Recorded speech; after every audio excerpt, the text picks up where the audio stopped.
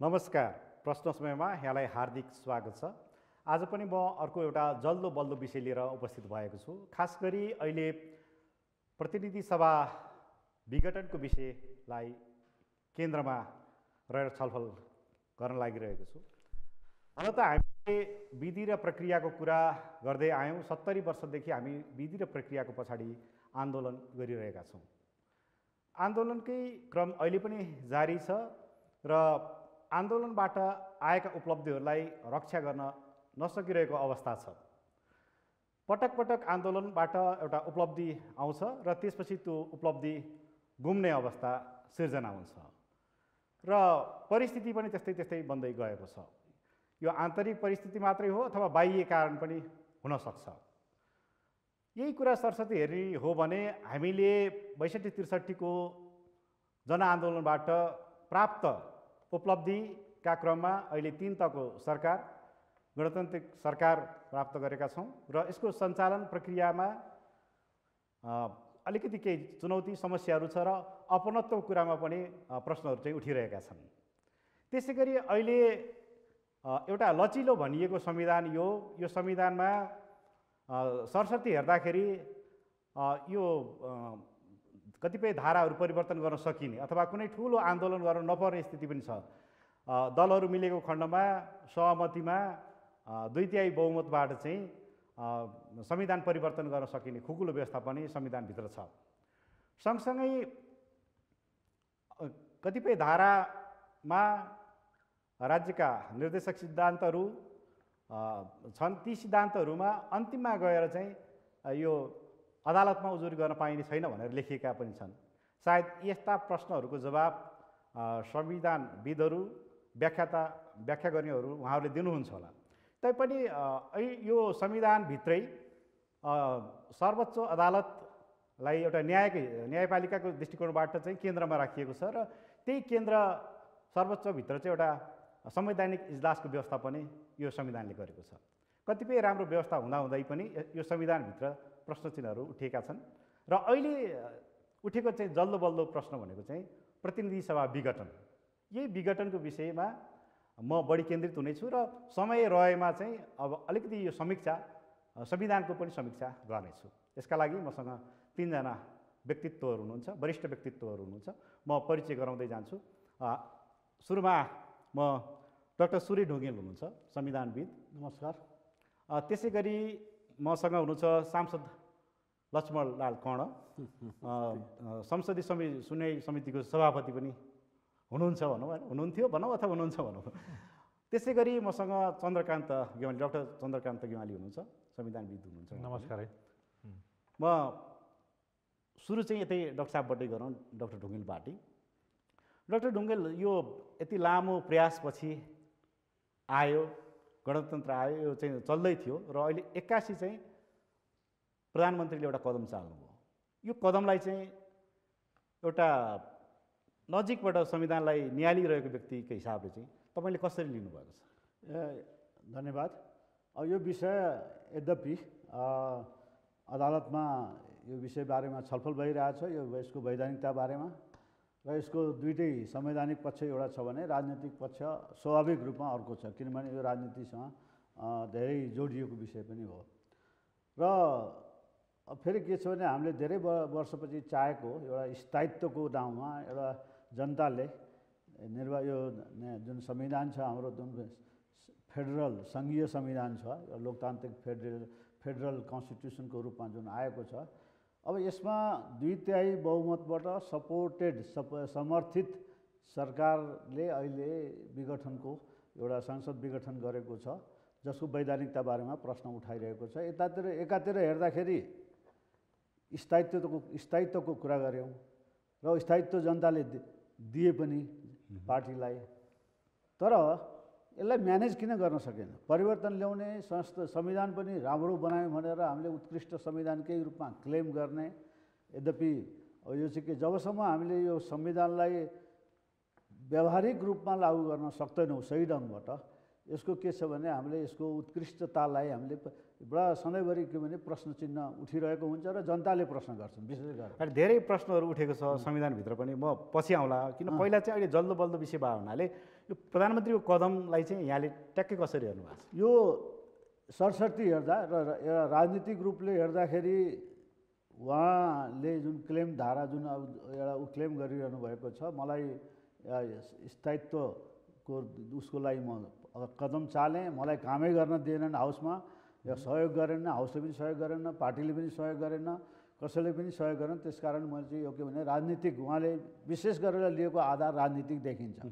तर के छ भने संविधान विघटन गर्नुभयो, जुन प्रावधान अन्तर्गत संविधान विघटन गर्नुभयो त्यो प्रावधानको एउटा अहिलेको हेर्दाखेरि सरसर्ती हेर्दा हामीले यो संवैधानिकतामाथि प्रश्न, यसको संवैधानिकतामा प्रश्न गर्ने ठाउँ नभएको चाहिँ होइन, तापनि प्रधानमन्त्रीको हैसियतले हाम्रो संविधानमा प्राय अहिले अदालतको बहसको क्रममा हेर्दाखेरि मैले अदालतलाई कुनै इन्फ्लुएन्स गर्न खोजे होइन, के देखिन्छ भने यो अवैधानिक छ, वैधानिक छैन, यसो के छ भने संविधानमा एउटै यो के छ भने हाउसले प्रतिनिधि सभाले प्रधानमन्त्री दिन नसकेको अवस्थामा मात्रै विघटन हुन सक्छ भन्ने धारा 76 को तपाईँको उपधारा 7 अन्तर्गतको जुन हामीले दावा गरिरहेछौँ त्यही अन्तर्गतको यो प्रश्न अदालतमा उठिरहेको छ। त्यस प्रश्नमा अदालतले के गर्छ बारेमा म नबोलिकन चाहिँ के भन्न चाहन्छु, एकरो हामीले एकपक्ष ढङ्गबाट हामीले के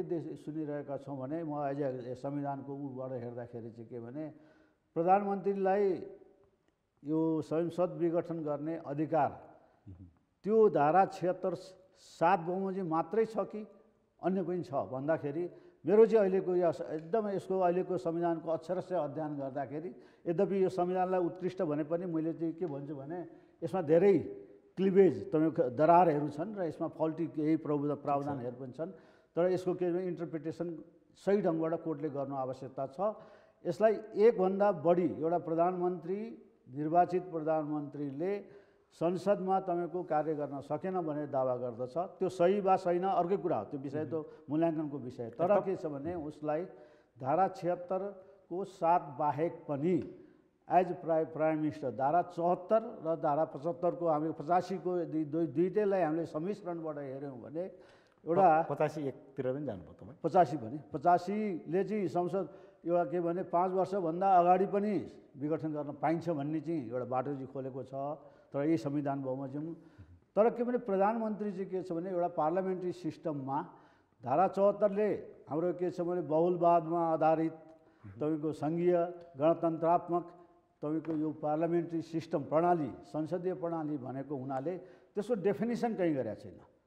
यो सङ्घीय प्रणाली उसभित्र त्यहाँनिर पनि त्रुटि छ।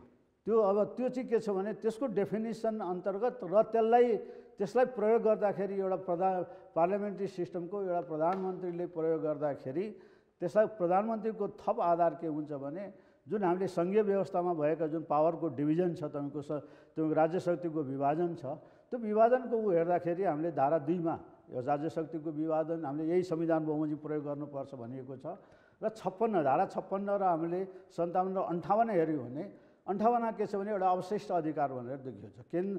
केन्द्रीय तपाईँको सरकारले यदि संविधानमा कुनै अस्पष्ट छ र संविधानमा तपाईँको क्लियरली नलेखेको कुरामा तपाईँको के छ भने एउटा अधिकार, एउटा अवशिष्ट बाँकी रहेको अधिकार त केन्द्रमै छ भने त्यो अधिकारलाई पनि प्रयोग गरेर, जसलाई कि अनुसूचीमा पनि तपाईँको जुन सेन्ट्रल गभर्मेन्टको जुन अधिकारहरू तोकेको छ र त्यसमा अवशिष्ट अधिकारको उसलाई चाहिँ के प्रयोग गरेर पनि धारा 74 को इन्टरप्रिटेसन गर्दाखेरि यो 85 लाई जोडेर हेर्ने कुरामा हामी गर्दाखेरि अहिले दुईटा यो संसद विघटन गर्न सकिने दुईटा एउटा पार्लियामेन्ट्री सिस्टमभित्रको प्रधानमन्त्री भएको कारणले संसदीय प्रणाली हामीले लागू गरेका छौँ एउटा कारण, अर्को चाहिँ तपाईँले यो 56, 57 र 58 संविधानको धाराहरू त्यो अवशिष्ट अधिकार भन्नुभयो होइन, त्यो प्रयोग गरेर प्रधानमन्त्री गर्न पाउने चाहिँ देखिन्छ। समग्र संविधान दुईटा बाटा छन् भन्ने लाग्छ। एउटा चाहिँ 76 तपाईँको 7, त्यस बाहेकको चाहिँ के भने अर्को प्राइम मिनिस्टरलाई पनि एउटा के भने प्रेरोगेटिभ छ, यो के भने एउटा संसदबाट निर्वाचित प्राइम मिनिस्टर जसको संसदीय विशेष व्यवस्था अधिकार हो अन्तर्गत प्रधानमन्त्रीको, त्यसरी दुईटा अधिकारभित्रको उनले प्रयोग गर्न सक्छन्। त्यस कारणले अब कोर्टले के भन्छ आफ्नो ठाउँमा छ, तर के भने प्रधानमन्त्रीलाई डिजोल्युसन गर्ने दुईटा बाटो संविधानले दिएको छ। ठिक छ डाक्टर साहबसँग म फेरि आउँछु। ल म लक्ष्मणलाल कर्ण सरसँग जान चाहेँ। अब तपाईँ अब लामो समयदेखि राजनीतिक यात्रामा हुनुहुन्छ होइन, यो उपलब्धिहरू आउँदै गर्दा हामी यो बिच बाटोमा अल्झिएका छौँ अहिले पनि। के लाग्छ प्रधानमन्त्रीको कदम चाहिँ तपाईँलाई चाहिँ? होइन, यो के हो भने यो बिल्कुल गलत गरे हो, त्यस कारण हामीले यसलाई असंवैधानिक कदम हो, अलोकतान्त्रिक कदम हो र यसले गर्दाखेरि जुन पछिल्लो आन्दोलन थियो त्यो आन्दोलनद्वारा प्राप्त जुन कुराहरू हो, देश अस्थिर भएन भने सबै बर्बाद हुने अवस्थामा छ भन्ने कुरा हामीले ठाने हौँ। यसको कारण के रहेछ भने संविधान निर्माण हुँदाखेरि सौभाग्य या दुर्भाग्यले दुईटै संविधान सभामा म थिएँ। प्रथम संविधान सभामा संवैधानिक समितिमा म पनि थिएँ र संवैधानिक समितिले एउटा उपसमिति निर्माण गरेका थियो, विवाद समाधान उपसमिति। त्यसले एउटा टास्क फोर्स बनाएको थियो, किनभने शासकीय स्वरूपको सम्बन्धमा विवाद थियो। हामी कहाँ 3 धार थिए। त्यसपछि एउटा के आयो भने मिक्स्ड गभर्मेन्टमा जाने हो कि जुन फ्रेन्च सिस्टम भन्छ या जर्मन सिस्टम भन्छ त्यसमा जाने हो कि, र त्यसको पनि एउटा तयार गरौँ भनिकन मिक्स सिस्टमको एउटा कार्यदल बनेको थियो। म उसको संयोजक पनि थिएँ, अरू कानुनविदहरू पनि हुनुहुन्थ्यो। अहिले हाम्रो श्रीमान सपना मल्लजी पनि हुनुहुन्थ्यो, राधेश्याम अधिकारी, खिमलालजी। र त्यस वखत हामीले पार्लियामेन्टको लागि के बनायौँ भने पार्लियामेन्ट्री सिस्टम भए पनि हामीले 48 सालदेखि जुन हेऱ्यौँ त्यसमा एउटा खास पावर विशेषाधिकार भनिराखेका छौँ हामीले। प्रधानमन्त्रीलाई यो संसद विघटनको पूर्वाधार दिँदाखेरि विशेषाधिकार, त्यसले हाम्रो देशमा सरकार राम्रोसँग चलेन, देश ज्यादै बर्बादीतर्फ गयो। 51 सालको हेर्नुहोस्। अब तपाईँले घुमाएर भन्नु मैले यी निष्कर्ष के भने त्यस कारणले प्रधानमन्त्रीलाई कहीँबाट पनि संसद यो संविधानले प्रधानमन्त्रीलाई प्रतिनिधि सभा विघटनको अधिकार दिएन। अझ सरकार 5 वर्ष चलोस् भन्ने व्यवस्था गर्दा। अब बडो अचम्मको कुरा के छ भने तपाईँहरू दुईजना संविधान निर्माणको क्रममा, तपाईँ त दुईटै संविधान सभामा हुनुहुन्थ्यो होइन, डाक्टर साहबहरू पनि हुनुहुन्थ्यो। म फर्केर आउँछु डाक्टर चन्द्रकान्त गेवाली तर्फ चाहेँ। तपाईँले नि नजिकबाट हेरिरहनु भएको छ होइन।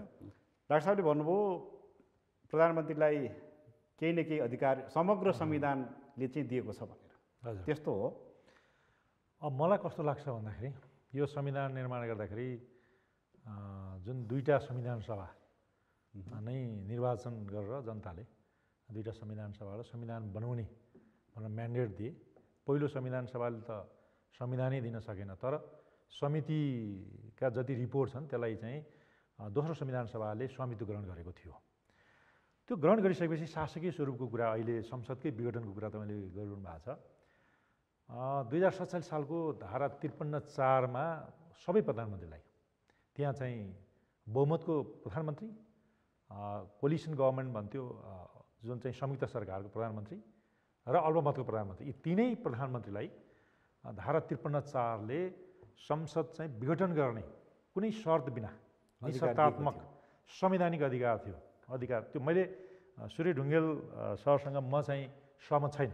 अहिले जुन चाहिँ प्रेरोगेटिभ राइट भन्नुभएको छ, त्यतिखेर पनि प्रेरोगेटिभ राइट होइन, त्यो कन्स्टिट्युसनल राइट भनिन्छ। त्यो जनता कहाँ जाने मात्रै अधिकार, प्रेरोगेटिभ राइट चाहिँ त्यतिखेर पनि होइन, थिएन। त्यति नहुँदै पनि विघटन गरेर ताजा जनादेश लिन जाने, राजनीतिक निर्णय गर्नलाई जनता कहाँ जाने त्यो स्थिति थियो। राजनीतिक निर्णय गर्ने फेरि प्रधानमन्त्रीलाई होइन, संवैधानिक अधिकार त्यहाँसम्म जाने जहाँ चाहिँ संसदमा नीति प्रोग्राम बजेट पारित गर्न सकेन भने त्यो अवस्थामा जनता कहाँ चाहिँ अपिल लिएर त्यो जाने चाहिँ अधिकार त्यतिखेर थियो प्रधानमन्त्री सबैलाई। तर अहिलेको अवस्थामा त्यसै कारणले गर्दाखेरि पटक पटक विघटन भयो, 4 चोटि विघटन भएको अवस्था देखिन्छ। एकपटक निर्वाचन भएपछि झन्डै 14वटा चाहिँ गभर्मेन्ट बनेको अवस्था देखिन्छ। एउटा कुरोले त्यो गभर्मेन्ट बन्दाखेरि गभर्मेन्ट चाहिँ डाक्टर गेवाली जस्तो संसदीय प्रणाली त हामीले लागू गरे हो नि त। हजुर हो। तर त्यो नजिरहरू हेर्दाखेरि अब डाक्टर साहबले सायद त्यसलाई पनि आधार मान्नु भयो होला। हजुर। विगतमा नेपालमा भएका प्र्याक्टिसहरू भनौँ न, त्यो आधारले पनि प्रधानमन्त्रीलाई पनि त्यो मसँग यो राइट छ भन्ने कुरो अथवा भने एउटा राजनीतिक, किन संविधान भनेको त एउटा राजनीतिक दस्तावेज पनि त हो नि होइन। त्यो दस्तावेजकै हिसाबले उहाँले त्यसरी प्रयोग गर्नुभयो भनेर भन्यो भने चाहिँ के हुन्छ? अब यसो भन्न सकिन्छ, अब हिजो चाहिँ संवैधानिक राजा थिए होइन, कार्यकारिणी प्रधानमन्त्री पनि भनिन्थ्यो, कार्यकारिणी राजा भन्थे। धारा 35ले चाहिँ दुईटैमा सोभियत अधिकार प्रयोग गर्ने, कार्यकारिणी अधिकार प्रयोग गर्ने भनी थियो। तर हिजोको संविधान बमोजिम राजालाई चाहिँ धारा 31 बमोजिम उन्मुक्ति थिए, त्यहाँ जुडिसियल रिभ्यू हुँदैन थियो, न्यायिक प्रणाली हुँदैन थियो।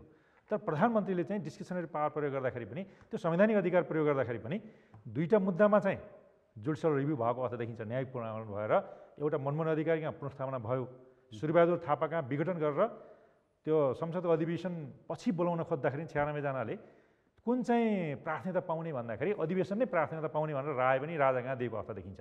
यी दुईवटा चाहिँ प्राइम मिनिस्टरलाई अधिकार हुँदाहुँदै पनि पुनर्स्थापना हुने र यो जुन चाहिँ प्राथमिकता अधिवेशनले हुन्छ विघटन हुँदैन भन्ने त्यो नजिरै छन्। एउटा राय चाहिँ एउटा नजिर छ। अर्को प्रेरोगेटिभ राइट हो भनेर कोर्टले चाहिँ त्यतिखेर बोलेको अवस्था या राजनीतिक अधिकार हो भन्ने चाहिँ गिरिजाप्रसाद कोइरालाकोमा, सूर्यबहादुर के अरे देउबाकोमा चाहिँ पनि इमर्जेन्सी आन चुनाव हुन्छ भन्ने त्यस्तो खालको अदालतले व्याख्या गर्यो। हालाकि अहिले आजको दिनमा के छ भने अदालतमा यो मुद्दा अदालतमा विचाराधीन छ। मैले चाहिँ त्यसमा पाउँदैन भनेर कतै पनि लेखेको छैन भन्ने आम मान्छेले पनि त्यो भन्ने गरेको छ। म आउँछु। अब हिजोको संविधानको कुरा चाहिँ आज मैले गर्दैछु।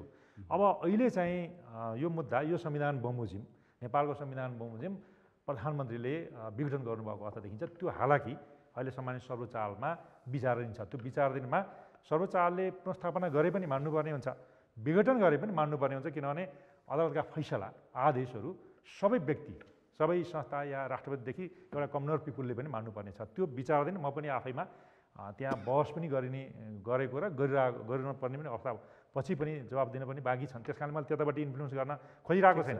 अदालतले जे फैसला गर्छ त्यो मान्नुपर्छ, त्यो एकातर्फ छ। जहाँसम्म तपाईँले भनेको प्रश्न के छ भने अहिलेको प्राइम मिनिस्टरले चाहिँ यो विघटन गर्ने राइट यो संविधानले दिन्छ दिँदैन भन्दाखेरि दुईवटा कुरा चाहिँ विघटनको कुराहरू यो संविधानले गर्दछ। पहिलो चाहिँ सरकार बन्न सकेन, सुरुको अवस्थामा निर्वाचन भयो प्रतिनिधि सभाको, सरकार बन्न सकेन भने मेजोरिटीको गभर्मेन्ट भनौँ न, बहुमतको सरकार त्यो भएन कसैको पनि।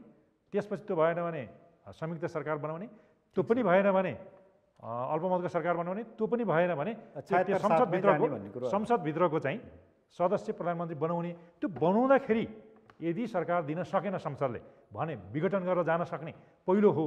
तर अहिलेको अवस्था के भन्दाखेरि सरकार त बन्यो मेजोरिटीको बनाएपछि आफूसँग भएको प्रधानमन्त्रीले गरेको विघटनको सिफारिस हो नि त। फेरि उहाँले त्यसरी भनिरहनु भएको छ नि। अब उहाँको चाहिँ यस्तो छ, मैले जुन सरकार नबन्दाखेरि एउटा विघटन हुने, सरकार बनिसक्यो भने 2 वर्षसम्म अविश्वास प्रस्ताव ल्याउन नपाउने, अविश्वास प्रस्ताव फेल भयो भने अर्को 1 वर्षभित्र ल्याउन नपाउने, 5 वर्ष फिक्स टर्म। तपाईँले अघि जुन धाराहरूको कुरा गर्नुभयो नि होइन, त्यो त निर्वाचन सकिएपछिको जुन मिति एउटा ड्युरेबल हुन्छ त्यो समय अवधि पछिको ती कुराहरू होला। त्यही सुरुको अवस्था यो त सरकारै चलेर यति लामो अवधि आइसकेमा त्यो कुरा फेरि त्यहाँ लागु हुन्छ हुँदैन। हो त्यही हो जुन चाहिँ अहिले सूर्य सरले के भन्नुभएको छ भन्दाखेरि प्राइम मिनिस्टरलाई विघटनका राइट 2टा जति छन् भन्ने चाहिँ उहाँले अहिले सङ्केत गर्नुभएको छ। मलाई के लाग्छ, सुरुको अवस्थामा सरकार बनेन, विघटनको राइट मेजोरिटीको गभर्मेन्टलाई त्यो अधिकार देखिँदैन, कोलिसन गभर्मेन्टलाई देखिँदैन। त्यो धारा 76 को 1 मेजोरिटी, 73 2 चाहिँ कोलिसन गभर्मेन्ट हो, संयुक्त सरकार। जब 2टा बनेन भने तेस्रो धारा 76 3 मा जाँदाखेरि अल्पमतको सरकार हुन्छ। त्यहाँ जाँदाखेरि मेजोरिटीको गभर्मेन्ट मेजोरिटीको गभर्मेन्ट र आउँछ तपाईँसँग मैले यति टुङ्गाउँ, मेजोरिटीको गभर्मेन्ट र कोलिसन गभर्मेन्टको त्यहाँ धारा 76 3 सम्म जाने चाहिँ बाटो छैन, त्यो डिस्कनेक्टेड हुन्छ। त्यो अवस्थामा सरकार त्यतिखेर बनेन भने डाक्टर ढुङ्गेल एउटा विघटन हो। कसरी डिस्कनेक्ट हुन्छ? म तपाईँ यसमा चाहिँ अब हाम्रो मान्यजीले भन्नुभयो त संविधान दुईटै संविधान सभा हो र यसको छलफलमा पनि उहाँ हुनुहुन्थ्यो। यस कारणले म त उहाँ विथ ड्यु रेस्पेक्ट है उहाँको त्यो बेलामा त्यो कुरालाई हाम्रो सभामुखजीले हाम्रो जुन फर्मर स्पिकर हुनुहुन्थ्यो सुभाषजीले पनि र उहाँको रेकर्डै पनि तपाईँको भाइरल भएको छ होइन। के भने छलफलको क्रममा चाहिँ उहाँले के भने हामीले स्टेबिलिटीको लागि हामीले यो प्रावधानलाई हटायौँ। पहिलेको जुन प्राइम मिनिस्टरलाई जुन गर्ने अधिकार थियो प्रेरोगेटिभ थियो त्यो हटायौँ भन्ने उहाँको एउटा धारणा आएको छ। जुन कुरालाई उहाँले पनि पुष्ट गर्नुभयो मान्यजीले पनि। र चन्द्रकान्तजीको जुन उसमा उहाँ असहमत हुनुहुन्छ भने मलाई थाहा छ, किनभने उहाँ बहस पनि गर्नुभएको छ एउटा पछाडि स्वाभाविक हो, उहाँ फेरि विद्वान पनि हुनुहुन्छ स्वयं पनि। तर एउटा कुरा हामीले के विचार गर्नुपर्छ भने यो अहिलेको जुन डिस्कनेक्सनको कुरा भइरहेछ नि, एउटा हाम्रो संविधानमा यसो मैले के भने अहिले सुरुमै तपाईँले दरार र मैले फल्टी प्रोभिजनको कुरा गरेँ। अहिले उहाँले नि चन्द्रकान्तजीले नि भनेको कुरालाई गर्दाखेरि यदि संसदले प्राइम मिनिस्टर दिन सकेन भने त्यो लास्ट रिजोर्टको जुन डिफिटेड प्राइम मिनिस्टर छ त्यो छान्दाखेरि राष्ट्रपतिले नै रोजेर बनाएको जुन एउटा प्रधानमन्त्री हुन्छ ऊ पनि तपाईँको उसले पनि विश्वासको मत प्राप्त गर्न सकेन भने उसको सिफारिसमा राष्ट्रपतिले रिजोल्युसन गर्न सक्छ भने धारा 76(7) यही व्यवस्था छ। तर प्रश्न कहाँ आउँछ भने त्यो डिफिटेड प्राइम मिनिस्टर हो, कुनै तपाईँको दुईवटा पार्टी मिलेर पनि गर्न सकेन, एउटाको पार्लियामेन्ट तपाईँको नेताको जुन एउटा मेजोरिटीको पनि आएन, अनि तपाईँको के छ भने लार्जेस्ट पार्टीको पनि तपाईँको प्रुफ गर्न सकेन, तपाईँको विश्वासको मत प्राप्त गर्न सकेन, र के छ भने राष्ट्रपतिले रोजेकोले पनि प्राप्त गर्न सकेन भने उसको सिफारिसमा रिजोल्युसन गर्न पाउने यहाँ प्रश्न उठ्छ। अब यहाँनिर चाहिँ यहाँको अहिलेको हाम्रो सन्दर्भमा कुरा गरौँ, जस्तो यही सन्दर्भमा कुरा गरिरहेको छु। अहिले यही सन्दर्भमा कुरा अहिले त तपाईँको मेजोरिटी प्राप्तले गरेको छ, तर हाम्रो प्रावधान चाहिँ के हो भने हाउसले प्राइम मिनिस्टर दिन नसकेको र विश्वासको मत प्राप्त गर्न नसकेको अवस्थामा उसले गरेको सिफारिसमा राष्ट्रपतिले तपाईँको रिजोल्युसन गर्ने एउटा प्रावधान 76 को प्रावधान त्यो छ। एकछिनलाई मानौँ त्यो डिफिटेड प्राइम मिनिस्टरले राष्ट्रपतिलाई रिजोल्युसनको सिफारिस गरेन, गर्छ भने केही जरुरी छैन, गरेन भने राष्ट्रपतिले आफै रिजोल्युसन गर्ने प्रोभिजन त छैन। भनेपछि त्यो डिफिटेड प्राइम मिनिस्टर भइरहने दिस इज फल्टी मैले भन्छु, त्यो हाम्रो फल्टी दरार छ हाम्रो कन्स्टिट्युसनमा। अब यसलाई कसरी परिपूर्ति गर्ने भन्दाखेरि हामीले या त इन्टरनेसनल प्र्याक्टिसबाट हामीले लिनु पऱ्यो, या हामीले त्यो कोर्टले अब त्यसलाई व्याख्याद्वारा यसलाई कसरी परिपूर्ति गर्ने त, किन संविधानको त हामीले समग्र संविधानले चाहिँ प्रधानमन्त्रीको अधिकार छ भनेर तपाईँले भन्नुभयो।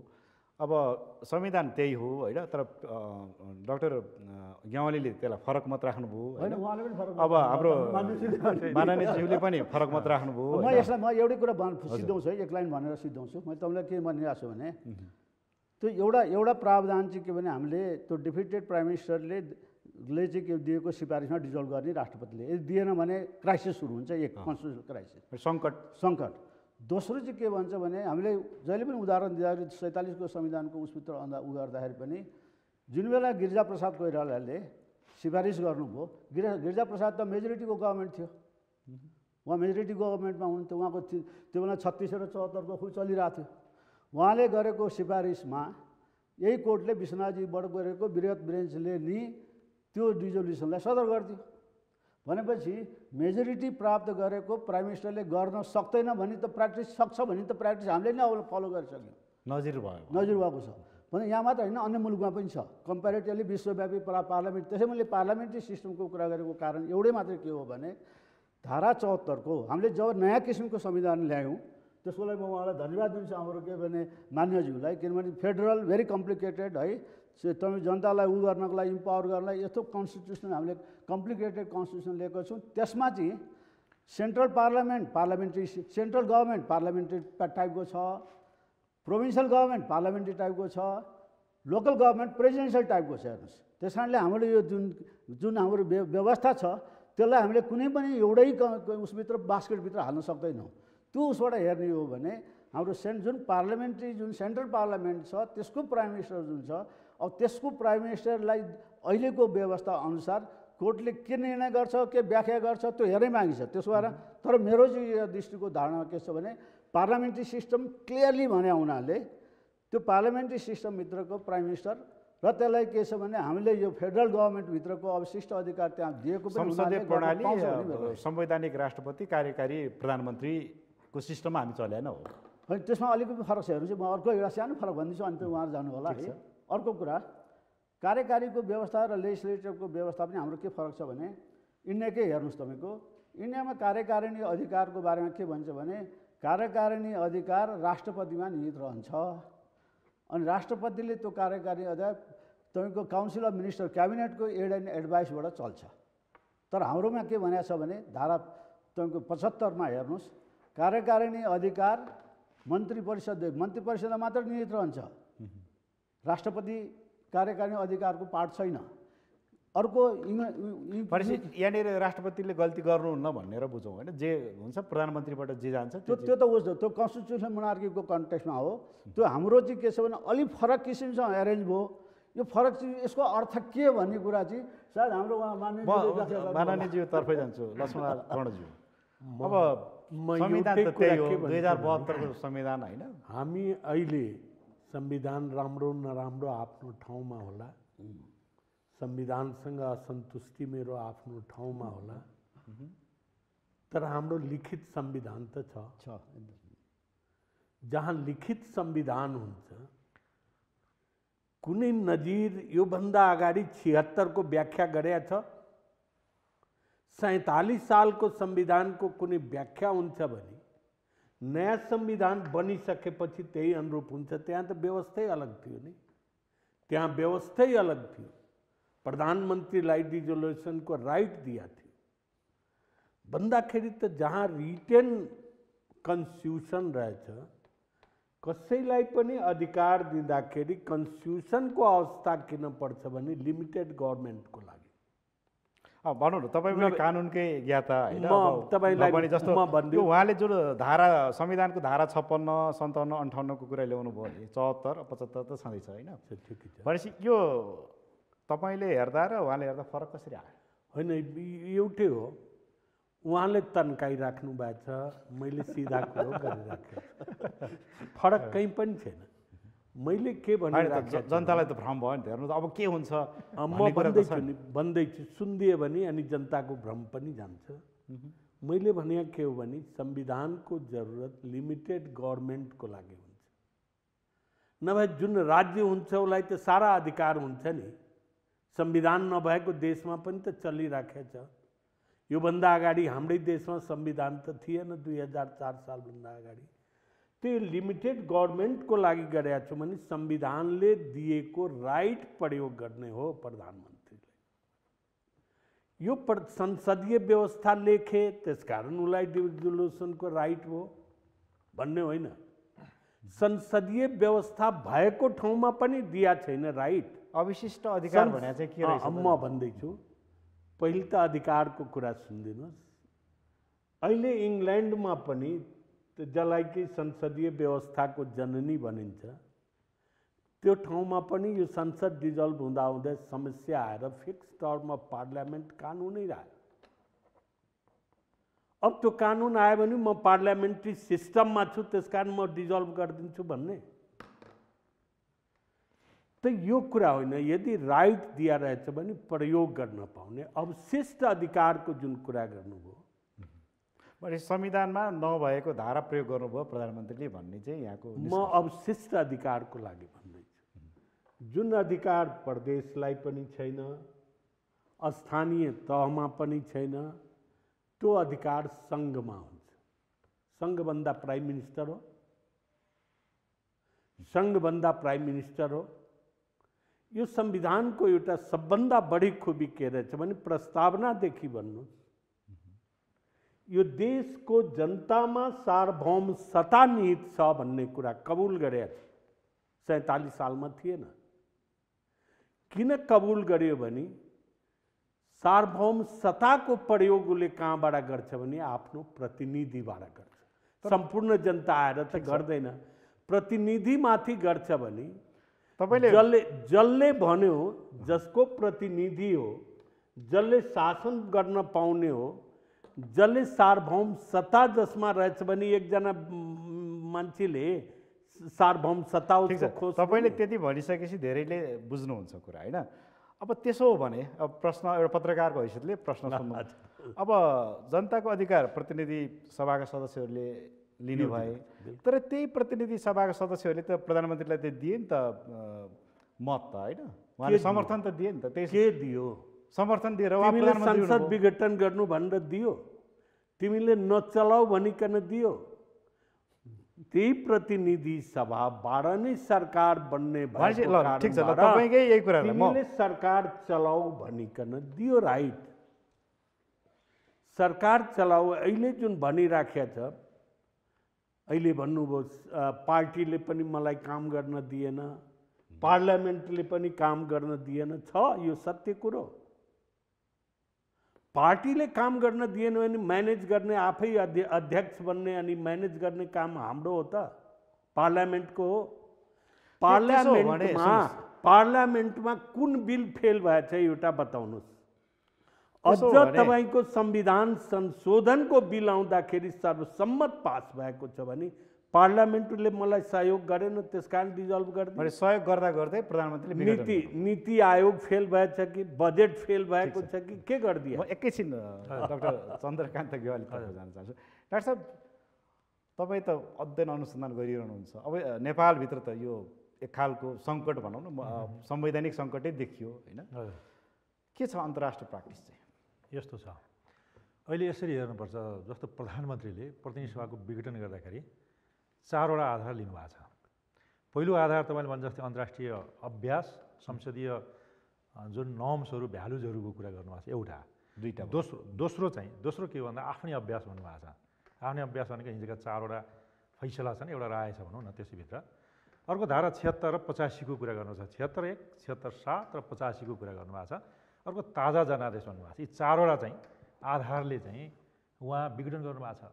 यी 4वटै आधारमा विघटन गर्ने एक शब्द पनि प्रधानमन्त्रीलाई संविधानले अधिकार दिएन अहिलेको अवस्थामा।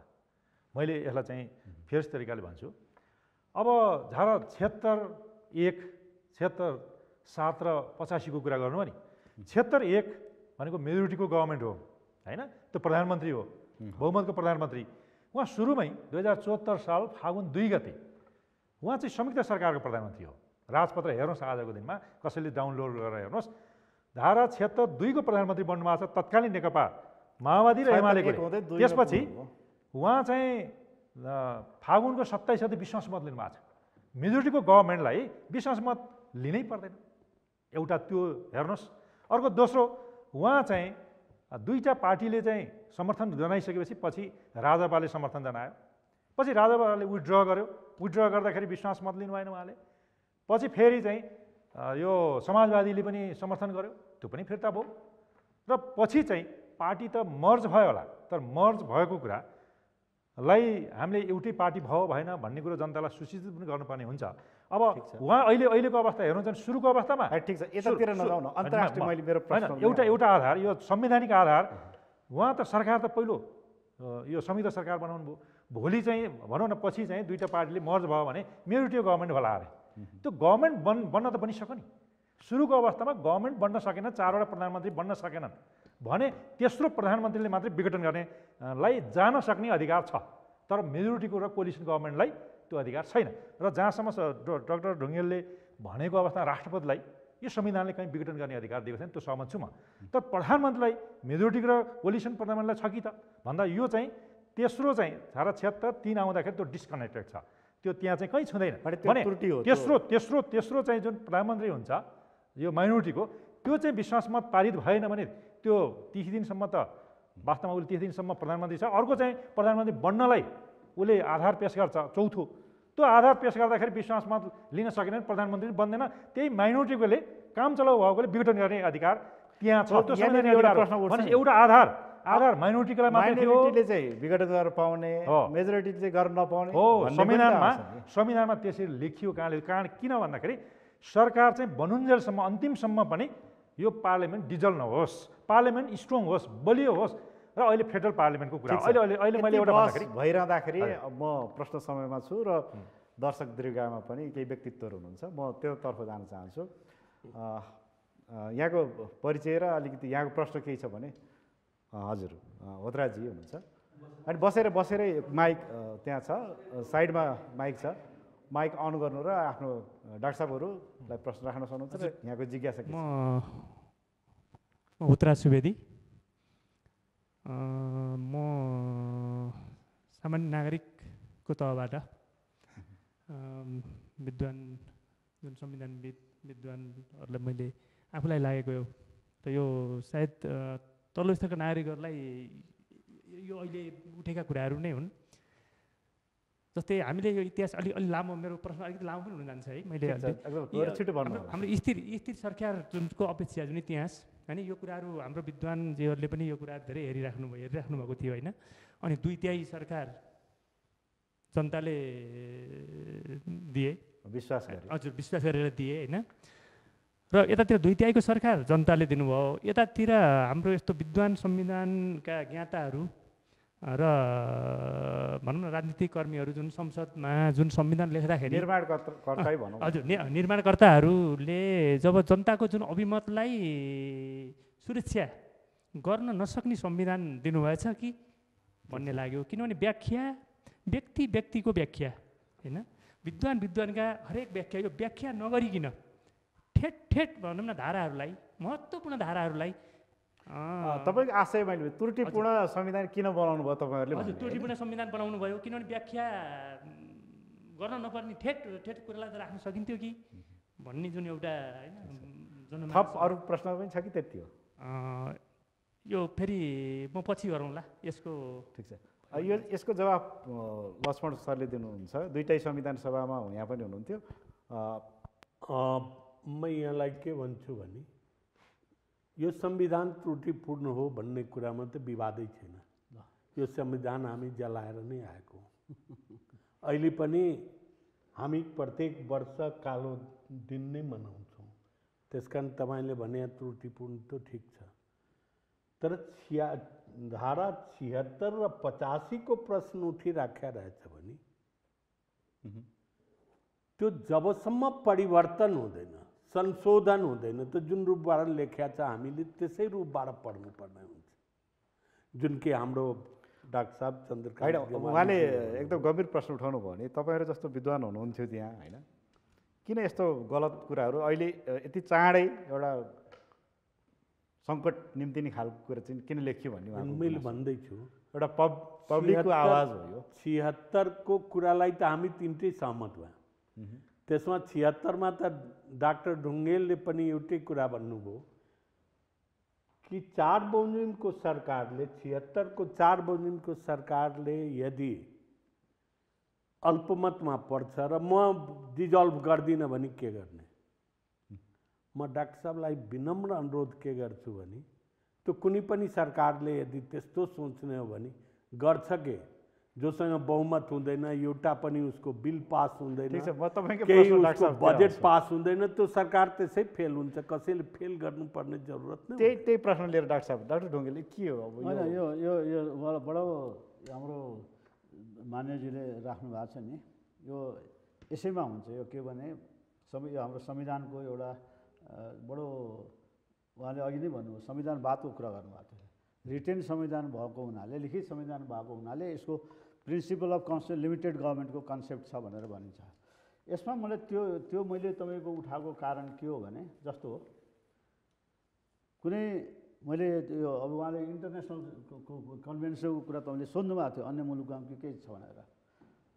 यदि प्राइम मिनिस्टर डिफिटेड प्राइम मिनिस्टरले संविधानमा तिमी यो गर भनेको छ सिफारिस गर डिजल्भ गर भनेको छ उसले सिफारिस गरेन राष्ट्रपति आफै गर्न सक्नुहुन्न भने इन्टरनेसनल कन्भेन्सन के छ भने अन्य मुलुकमा यस्तो धेरै कन्ट्रीमा मैले अस्ट्रेलिया पनि आएको छ तपाईँको यो एक्सपिरियन्स तपाईँको यो ब्रिटेनमा पनि आएको छ र उहाँले अर्को ब्रिटेनको कुरा पनि अहिले लिमिटेड उसको पनि एउटा के भने फिक्स्ड पार्लियामेन्ट्री सिस्टम गरेर तपाईँको एक्टको पनि कुरा गर्नुभएको छ। यो दुइटैलाई म छोटकरी यहाँ भन्न चाहन्छु। त्यो अवस्थामा के हुन्छ भने हेड अफ द स्टेटले यदि प्राइम मिनिस्टरले दिनुपर्ने सिफारिस गरेन र राष्ट्रपति केही गर्न सक्दैन देश चाहिँ तपाईँको एकदमै संविधान सञ्चालन मुभै नगर्ने अवस्थामा पऱ्यो भने हेड अफ द स्टेटको एउटा इनहेरेन्ट पावर के हुन्छ त्यस्तो प्राइम मिनिस्टरलाई तिमी छोड, अर्को प्राइम मिनिस्टर आउँछ र अर्कोले सिफारिस गर्छ। अनि सिफारिस गरेपछि डिजोल्युसन गरेको केसेसहरू उदाहरणहरू प्रशस्त छन्। त्यस कारणले यसमा जुन यस्ता किसिमका ग्याप्सहरूलाई संविधानमा केही ठाउँ हुन्छ, संविधानवादमा के ठाउँ हुन्छ भने केही कुराहरू हेड अफ द स्टेटको इनहेरेन्ट पावर गरेर पनि एक्सर्साइज गर्न सकिन्छ। तर उहाँले एउटा सबसे बडा इम्पोर्टेन्ट कुरा के भन्नुभयो भने संविधान जे लेखेको छ त्यही मान्नुपर्छ। हामीले एउटा संविधानको व्याख्याको सिद्धान्त छ। अब तपाईँको के छ भने पहिलो हेर्ने त के भने संविधानमा के छ, त्यसको शब्दको के अर्थ हुन्छ, सरल अर्थ के हुन्छ, त्यही नै हेर्ने हो। तर त्यो अर्थले काम गरेन, त्यो ठाउँ जोडिएन, एउटा धारा र अर्को धारा जोडिएन भने के गरिन्छ भने अनि इन टोटालिटी हेरिन्छ। इन टोटालिटी हेर्दा पनि के अर्थ निकालिन्छ। अनि त्यसपछि हामीले कन्भेन्सन हेरिन्छ, तपाईँले भन्छ अन्तर्राष्ट्रिय प्र्याक्टिस के यस्तो यस्तो सिचुएसनमा हाम्रै पनि केही छ भने त्यो हेरिन्छ अघि। अब यो किसिमको त्यही हेर्ने भन्ने कन्टेक्स्टमा जब हामीले यो जुन उसको बारेमा हेर्दछौँ भने पार्लियामेन्ट्री डिजोल्युसनको जुन प्रश्नको कन्टेक्स्टमा म जहाँसम्म उहाँले चाहिँ यो प्रधानमन्त्रीले डिजोल्युसन गरेर ठिक गर्नुभयो भने मैले भनेको छैन, त्यो उहाँले गलत गर्नुभयो म पनि भन्छु। पोलिटिकल्ली तपाईँको he made a very bad mistake. यहाँ तपाईँको त्यत्रा कोरोनाका प्रश्न छन् एड्रेस नगर्ने, अनि संविधानमा म चाहिँ के छ मलाई काम गर्न दिएर भनेर डिजल्भ गर्ने, पोलिटिकली एकदम गलत काम हो। र यो कन्स्टिट्युसनल्ली पनि त्यहाँ क्वेसन गर्ने ठाउँ छ। तर के छ मेरो एउटा भनाइ चाहिँ मैले चाहिँ के भनिरहेको छु भने प्राइम मिनिस्टरको हाम्रो संविधानमा डिजल्भ गर्ने अधिकार चाहिँ एउटा मात्रै त्यो ठाउँ मात्रै हो भन्ने कुरा चाहिँ मेरो असहमति छ। दुईवटा बाटा छन्, दुईटै किसिमले उहाँ डिजल्भ गर्न सक्नुहुन्छ प्राइम मिनिस्टर, किनभने पार्लियामेन्ट्री सिस्टमको हामीले व्याख्या गरेका छैन फेडरल पार्लियामेन्ट। भने अरू विद्वानहरूले भनेको जस्तै प्रधानमन्त्रीलाई कुनै अधिकार छैन भन्ने चाहिँ होइन, त होइन, त्यो चाहिँ होइन। अर्को चाहिँ मैले जहाँ चाहिँ बडा महत्त्वपूर्ण कुरा हाम्रो लक्ष्मणजीले उठाउनु भएको थियो, ब्रिटिस पार्लियामेन्ट्री एक्ट के भने यो तपाईँको पार्लियामेन्ट जुनसुकै बेला पनि तपाईँको पनि उसले डिजल्भ गर्न सक्ने ब्रिटिस प्राइम मिनिस्टरको अधिकार भएको कन्टेक्स्टमा 2011मा फिक्स्ड टर्म पार्लियामेन्ट्री एक्ट भनेर ल्यायो। त्यसमा चाहिँ के छ भने जुन 5 वर्ष टर्मभन्दा अगाडि विघटनै गर्न नपाउने, विघटन गर्नु पऱ्यो भने पार्लियामेन्टको स्वीकृति लिनुपर्ने।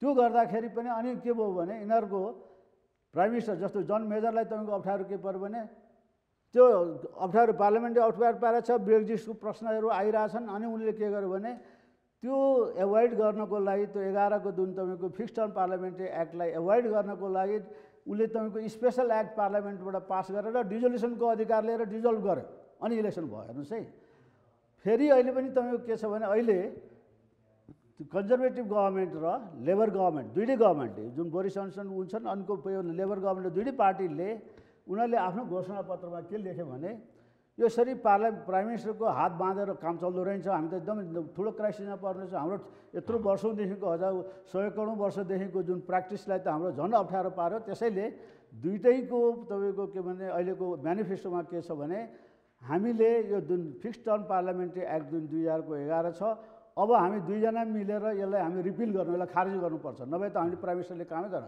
त्यस कारणले त्यो एक्ट चाहिँ अब खारेज हुन गइरहेछ।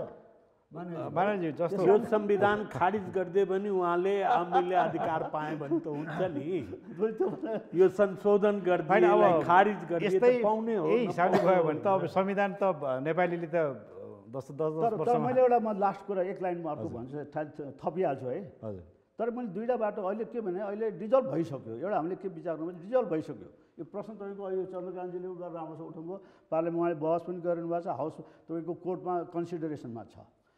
तर सँगसँगै के पनि भइरहेछ भने प्रश्न के उठिरहेछ भने जनतामा चाहिँ सबै पार्टीको बिचमा पनि दुई मत आइरहेछ। डिजल्भ भइसक्यो, अब निर्वाचनमा जाने भनेर भनेको छ।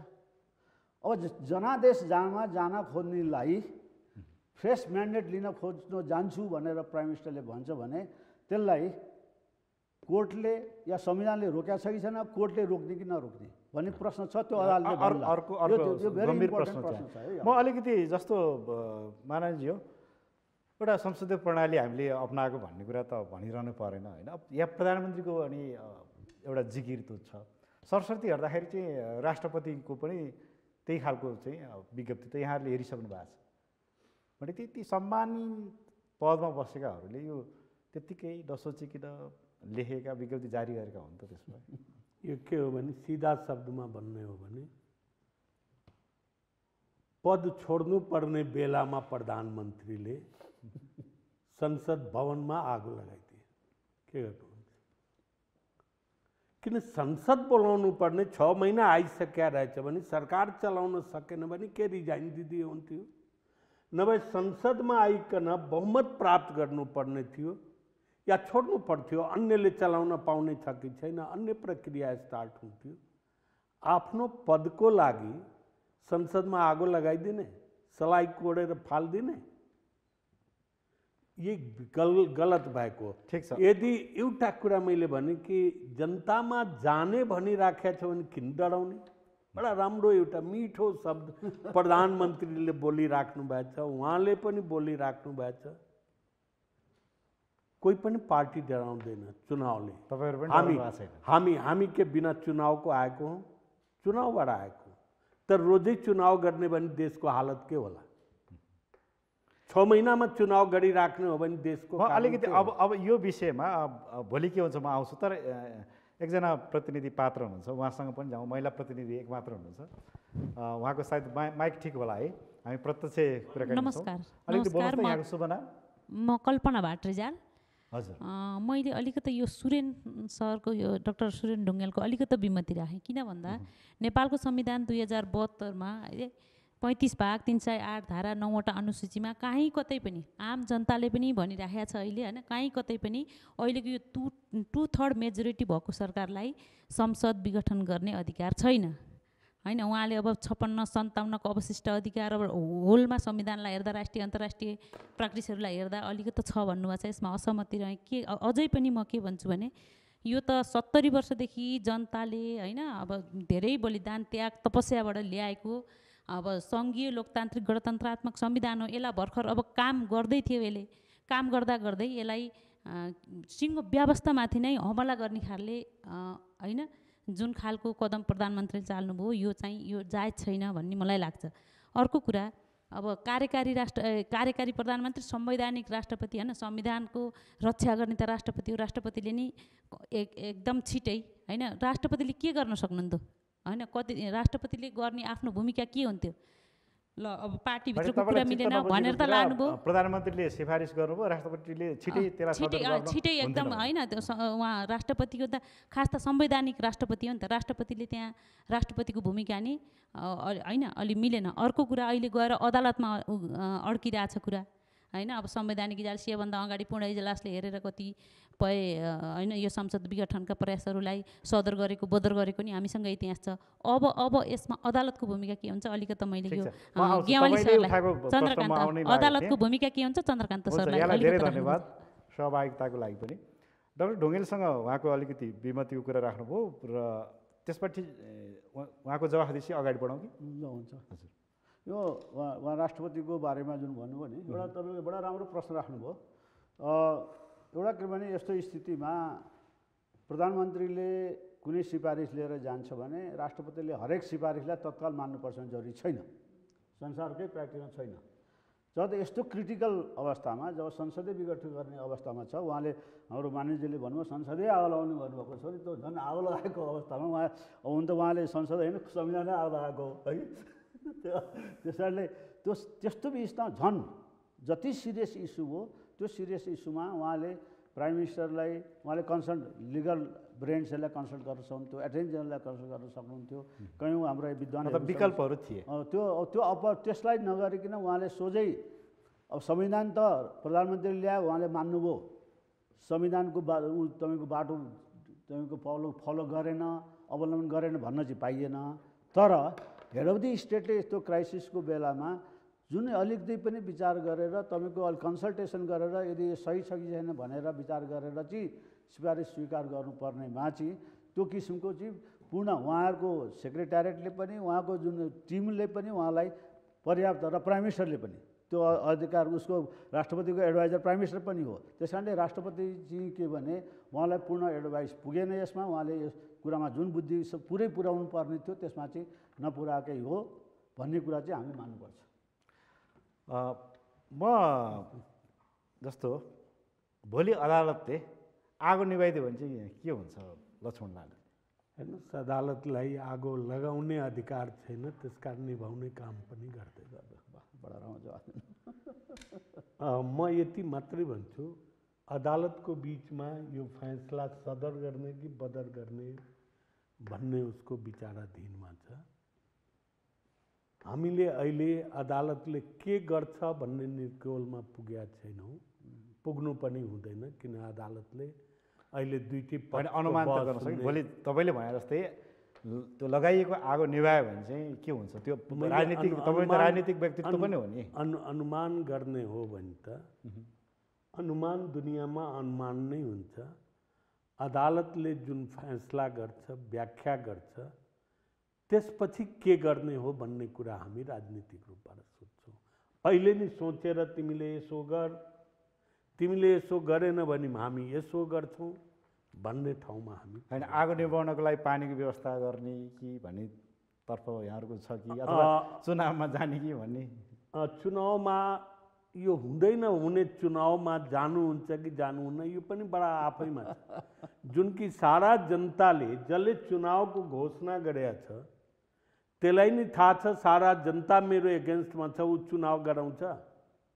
भाषण गर्नलाई 2/3 लाउँछु भन्नु अलग कुरा। आजै तपाईँ हेर्नुहोस्, नागरिक समाजलाई त्यत्रो डन्टाले हिर्कायो, यही देशका जनता होइन? यो हो तपाईँको सिचुएसन चुनावको। यसमा चुनाव हुन्छ अनि हामीसँग जाने कि नजाने, किन जानुहुन्न भन्ने यही प्रश्न लिएर म डाक्टर चन्द्रकान्त गेवालीतर्फ जान चाहन्छु। यो सदर भयो के हुन्छ अथवा बदर भयो भनौँ न, दुइटै अप्सन चाहिँ मलाई तपाईँले उत्तरै दिन सुन्दै चाहनु होइन। जुन चाहिँ चारवटा आधार छन् भनेको थिएँ नि, त्यो एउटा भन्दा भन्दै नै तपाईँले ठिक छ अगाडि बढाउनु। त्यो अन्तर्राष्ट्रिय प्र्याक्टिस होइन, अरू पनि थियो, त्यो उहाँले पनि भनेको थियो। त्यो गर्दा फेरि पटक पटक यतै फर्किरह होइन, त्यो उत्तरै दिन सक्दैन। अदालतमा गएपछि तपाईँले उहाँले भनेका मैले क्रस गर्नै पाएन। ठिक छ गरौँ, जनता समक्ष पनि त मेरो पनि त मत जानु पर्ला नि त। समय 2 मिनट मात्रै बाँकी छ है सरले, त्यसो भए नबोलायो नि हुन्थ्यो नि। केही बोल्नै नपाइकन तपाईँले उ गर्नुहुन्छ होइन, कसरी हुन्छ भन न? सन्देशै गएन क्या।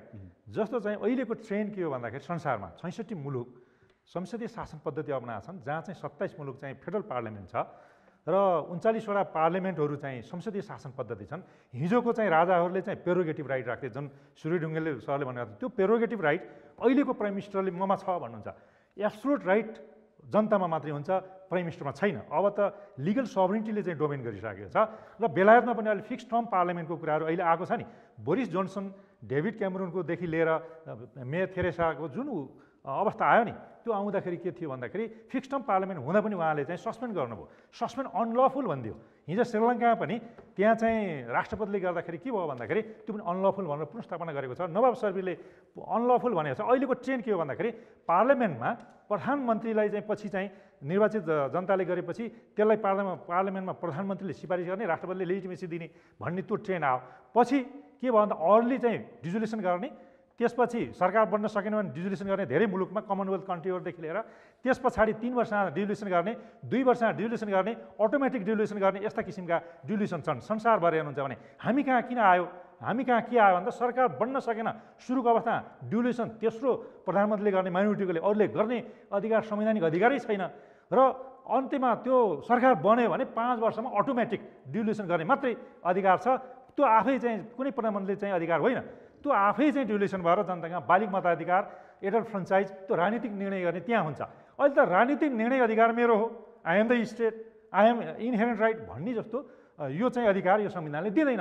अहिलेको प्राइम मिनिस्टरलाई सरकार बनेर बनिसकेको छ, 2 वर्ष अविश्वास प्रस्तावमा आएको छैन, 3 वर्ष हुन लाग्छ, 5 वर्षमा स्वतः चाहिँ अटोमेटिक डिजोल्युसन हुने हो। त्यस कारणले अहिलेका प्राइम मिनिस्टरलाई कुनैलाई पनि तेस्रो सरकार बन्न सक्ने बाहेकको, तेस्रो अल्पमतको सरकारले बाहेक यो प्राइम मिनिस्टरलाई डिजोल्युसनको राइट राख्दैन, अटोमेटिक 5 वर्षमा जान्छ। त्यस कारणले यो ठेट उहाँले भन्नुभएको थियो ठेट धारा 76ले सरकार बन्न सकेन भने सुरुको हो, त्यसपछि 5 वर्षमा अटोमेटिक हुने हो। त्योभन्दा बाहेक चाहिँ डिजोल्युसनको मध्यावधि निर्वाचन गर्ने, जब अविश्वास सरकार बन्यो भने मध्यावधि निर्वाचनको चाहिँ यो संविधानले परिकल्पना गरेन, कुनै पनि प्रधानमन्त्रीले परिकल्पना गर्दैन। यो कुरा चाहिँ जनता समक्ष सन्देश जानुपर्छ अब भन्ने मेरो तर्क हो। ठिक छ, यहाँले छोटो समय भने धेरै कुरा राख्नु भएको छ। समय पाबन्दीले गर्दा मैले धेरै कुराहरू, धेरै प्रश्नहरू हुँदाहुँदै पनि सायद आज बिट मार्नुपर्ने हुन्छ होला। तर यी कुराहरू जति उठेको छन्, अब यो अन्ततः यसको फैसला भने त सर्वोच्चले गर्ने हो होइन। यही संविधानले सर्वोच्चलाई त्यो अधिकार दिएको छ र त्यही संविधानको एउटा संवैधानिक इजलास भन्ने चाहिँ छ होइन। अन्यत्र पनि यस्तो प्र्याक्टिस हुन्छ होइन। अन्तिम तर 1-2 मिनट 1 मिनट जति बाँकी छ। डाक्टर ढुङ्गेल अन्तिममा तपाईँको केही छ? म एउटा कुरा यसमा भन्छु एकदम सर्टकट। यद्यपि हामीहरूको 3 जनाको साथीको भनौँ न 3 किसिमको विचार मैले आएको छ। एउटा कुरा चाहिँ के छ भने हामीले संविधानमा तपाईँले लेखेको कुरा र त्यो संविधानमा भएका त्यसका सैद्धान्तिक कुरा, एउटा कुरा हामीले के हुन्छ भने लेखेको अर्थ सोझे लाने कुरा हुन्छ, एउटा सैद्धान्तिक कुरा हुन्छ। त्यो सैद्धान्तिक कुरा तपाईँलाई के हुन्छ भने यहाँ मात्र होइन संसारभरि नै त्यही लाग्छ। विधिको शासन, संविधानवाद अथवा शक्ति पृथकीकरण यी कुराहरू छन् कुरा गर्दैछु म। र सँगसँगै के भने हाम्रो उसमा चाहिँ के व्यवस्था गरेको छ भने अहिलेको उसमा हेर्ने भने त्यो निर्वाचन ऐन हेर्नुभयो, तपाईँको प्रतिनिधि सभा निर्वाचन ऐन र तपाईँको यो हाम्रो इलेक्सन सम्बन्धी तपाईँको निर्वाचन आयोग ऐनको निर्वाचन आयोगको दफा 3 र तपाईँको प्रतिनिधि सभा निर्वाचन आयोगको तपाईँको 2074को हेर्नु भने दफा 9, दुईटालाई हेर्नुभयो भने त्यहाँ के छ भने निर्वाचनको मिति तोक्ने तपाईँको अनकन्डिसनल अधिकार तपाईँको के छ भने प्राइम मिनिस्टरलाई गभर्मेन्टलाई दिएको छ। र तर के भने निर्वाचन आयोगको सँग सम्पर्क परामर्श गरेर, तर अनकन्डिसनल छ भन्ने बित्तिकै तर ऊ संविधानको पेरिफेरीभित्र संवैधानिक मान्यताको भित्र पार्लियामेन्ट्री सिस्टमको भित्र उसले गर्नुपर्छ। तर त्यो अधिकार छैन भन्ने कुरा चाहिँ यो मान्न सकिँदैन। इन्टरनेसनल प्र्याक्टिसमा पनि छैन र हाम्रो पार्लियामेन्ट्री सिस्टमबाट त्यसको इन्टरप्रिटेसन हुन बाँकी छ भने मैले सुरुमै भने फेडरल पार्लियामेन्टको तपाईँको त्यहाँ जुन व्याख्या नभएको कुरालाई। त्यस कारणले मलाई के लाग्दछ भने रिजोल्युसन गरेको छ, निर्वाचनमा जाने भनेको छ, कोर्टले भोलि भन्ला अब निर्वाचनमा जाने छ भने उहाँ डाक्टर साहब हुनुहुन्छ। अब समय सकियो छ। यहाँले पनि प्रश्न रूपमा आफ्नो कुरा राख्नु भएको छ, डाक्टर ग्यावालीले नि राख्नु भएको छ, लक्ष्मणलाल कर्णज्यूले पनि राख्नु भएको छ। यहाँहरू जस्तो विद्वान वर्गले आज गरेको कुरा आम जनताले हेरिरहनु भएको छ। तर अन्ततः त मैले अघि नै भनिसकेँ यो फैसला चाहिँ सर्वोच्चले नै गर्ने हो। तर हामीले बहस गरिरहँदाखेरि धेरै कुराहरू बाहिर आए जस्तो लाग्छ। अझै बाँकी छ केही समय होइन। यहाँहरू डाक्टर सूर्य ढुङ्गेल यहाँलाई विशेष धन्यवाद, त्यसै गरी लक्ष्मणलाल कर्णज्यू यहाँलाई पनि विशेष धन्यवाद र डाक्टर चन्द्रकान्त ग्यावाली विशेष धन्यवाद। हस् त, यहाँहरूलाई धन्यवाद दिँदै म दीपक रियाल पनि बिदा चाहन्छु र सगरमाथा टेलिभिजन हेर्दै गर्नुहोला। नमस्कार।